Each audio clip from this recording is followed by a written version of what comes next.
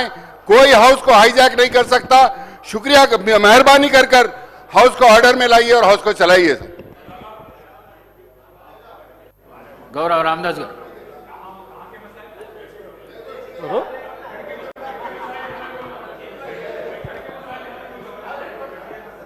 ధన్యవాదాలు అధ్యక్ష. డాక్టర్ బాబాసాహెబ్ అంబేద్కర్ వారసులుగా మొట్టమొదటిసారిగా మేము అందరం చాలామంది ఈ అసెంబ్లీలోకి వచ్చాం.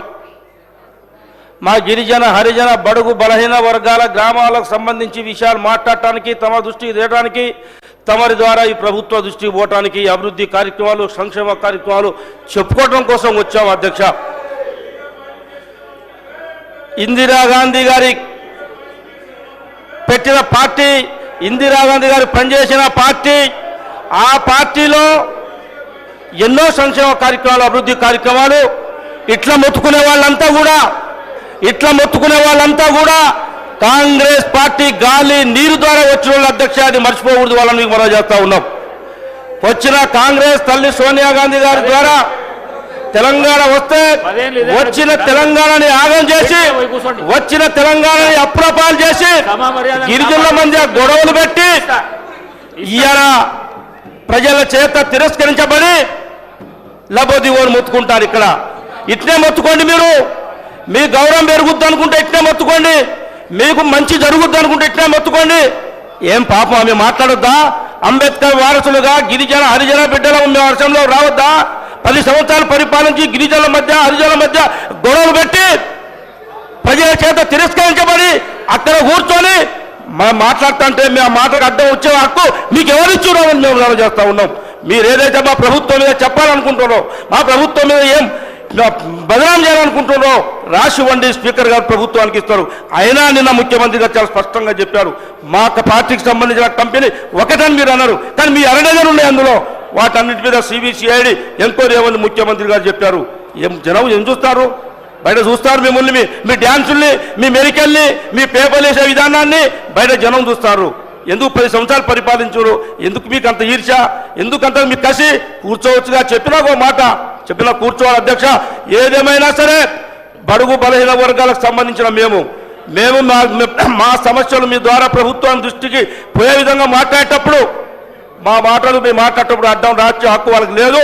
ఏదైతే కౌశిక్ రెడ్డి గారు శ్రీహరి గారిని బజార్ మనుషులాగా మాట్లాడిండో, నిక్కషంగా కౌశిక్ రెడ్డిని సభ నుంచి సస్పెండ్ చేయాల్సిన అవసరం ఉందని చెప్పేసి మీకు సవినంగా మనవి చేస్తూ, కాంగ్రెస్ పార్టీ అందరు కాంగ్రెస్ పార్టీ గాలి నీరు తాగిందంటే మీరు ఇయ్యాలేదో దబాయిస్తే భయపడదు అధ్యక్ష. ఈ పార్టీ భయపడే పార్టీ ఇది, భయపడే నాయకులు మేము. నువ్వు ఎంత డ్యాన్స్ చేస్తే భయపడతాం మేము. కానీ గౌరవ మర్యాదతోని ఈ దేవాలయం అసెంబ్లీ నడవాల్సిన అవసరం ఉంది.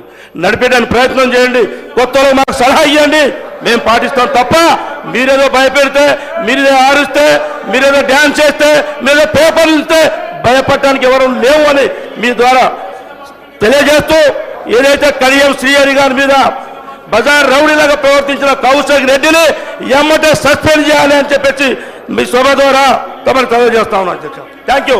శ్రీ గణేష్ గారు. ధన్యవాదాలు అధ్యక్ష. ఈరోజు ఏదైతే బీఆర్ఎస్ వాళ్ళు హౌస్ని డిస్టర్బ్ చేస్తున్న విధం చూస్తుంటే వాళ్ళ ఆలోచన ఏందని అందరికీ అర్థమవుతుంది.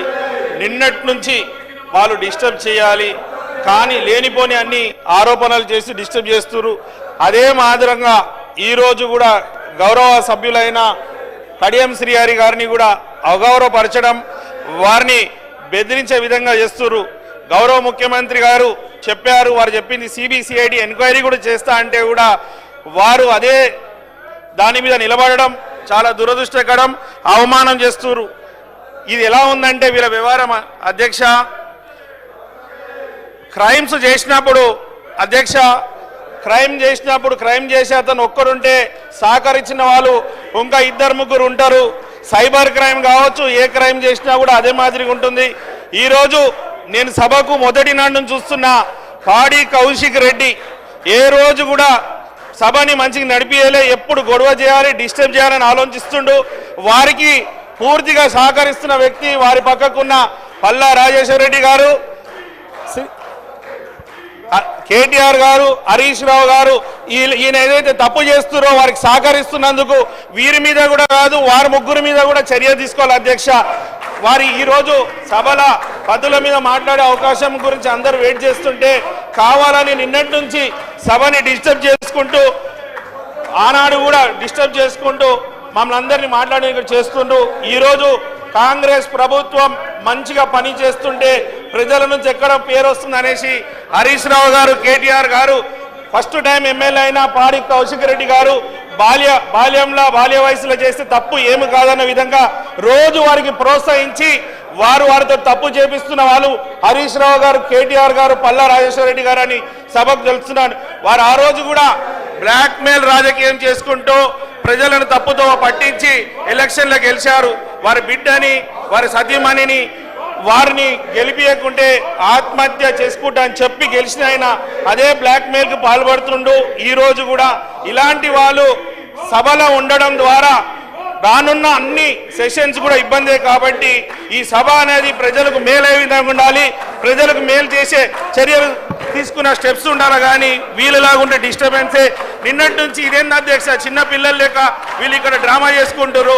సీఎం గారు చెప్పారు కల్చరల్ ప్రోగ్రామ్ పెడతా అనేసి, రేపు వాళ్ళకి అవకాశం ఉంటుండే మాతో పాటు పోటీల ప్రోగ్రాంకి వస్తే రవీంద్ర భారతిలో చేసేవాళ్ళు కదా, వీరు ఇక్కడ చేసేది ఏందో అక్కడ చేస్తే సీఎం గారు వాళ్ళకు కూడా వాళ్ళు నటనకి మంచి ప్రైజులు ఇచ్చేవాళ్ళు. ప్రజలు వీళ్ళని ఇక్కడ మంచి చేయాలని పంపిస్తే 10 సంవత్సరాలు తెలంగాణ రాష్ట్రాన్ని నష్టం చేసి వాళ్ళు చేసిన తప్పులన్నీ ఇక్కడ బయటికి వస్తుందని, ఈ ఎంక్వైరీ ద్వారా వాళ్ళు జైలు పాలవుతారని ఇప్పుడు దాన్ని యూటర్న్ చేసుకోవాలని చూస్తున్నారు. ఏదేమైనా మీకు సభ గురించి సభ చట్టంలో ఏదైతే ఉందో కౌశిక్ రెడ్డి గారితో పాటు వారికి సహకరించిన గన్నిచ్చిన వాళ్ళకి, ఫోన్ ఇచ్చిన వాళ్ళకి, డబ్బు ఇచ్చింది ఎవరో రోజులో వాళ్ళని కూడా ఏ విధంగా అయితే పోలీసులు కేసు పెట్టి జైలు పంపిస్తారో అదే మాదిరిగా సభ చట్టంలో ఏదైతే యాక్షన్ తీసుకోవాలనో ఓన్లీ కౌశిక్ రెడ్డి గారి మీద కాదు వాళ్ళ ముగ్గురు మీద కూడా తీసుకోవాలని తమకు విజ్ఞప్తి చేసి అవకాశం ఇచ్చిన ధన్యవాదాలు అధ్యక్ష. అధ్యక్ష ధన్యవాదాలు అధ్యక్ష. ఈరోజు ప్రజాస్వామ్యాన్ని కాపాడే వాళ్ళే ప్రజాస్వామ్యాన్ని కూని చేసే విధంగా 4 కోట్ల తెలంగాణ ప్రజలకు ఒక దేవాలయం అసెంబ్లీ సాక్షిగా దళిత బిడ్డలను అగౌరవపరచడం, మహిళల పట్ల దురుసుగా ప్రవర్తించడం,